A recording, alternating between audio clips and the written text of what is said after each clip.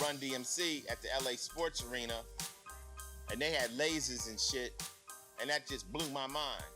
That was when I really realized that this could really be big. This could be rock and roll. Because prior to that, rap was just in clubs. Rap was in basements and garages and rec centers. It wasn't in arenas. When I saw that, I'm like, yo, this is huge.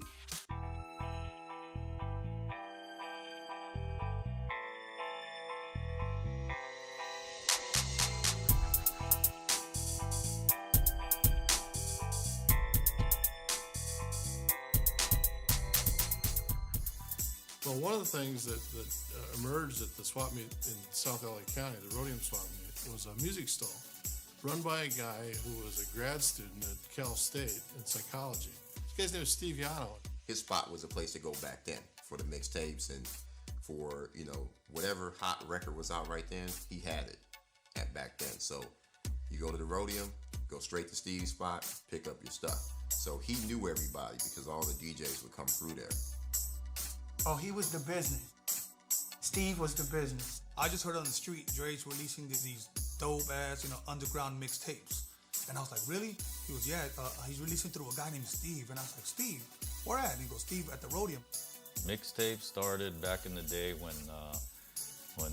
these guys, Dre, Yella, or with Lonzo Williams, they were the Wrecking Crew at that time, and they did the traffic jams. And Lonzo had a group called the Wrecking Crew, of which Dre, Yella, Clientele, Lonzo himself were all a member of.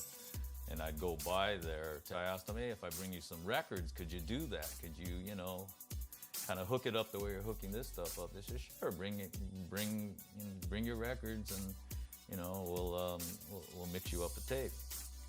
But we was doing mixtape for the swap meets. We was doing hood shit on the mixtape because we knew that was only sell in the hood. Eazy at the swap meet, he would come by, and Eazy was kind of a quiet guy. He would very modestly come up to the stand, look through all the records just like any of the other customers I had.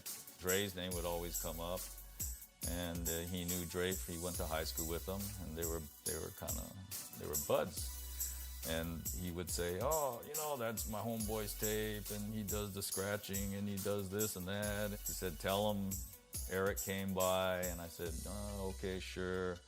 Eazy had been gone for a while, came back to the neighborhood and was looking for Dre, and every week he'd come back to the swap meet and say, hook me up with Dre, hook me up with Dre.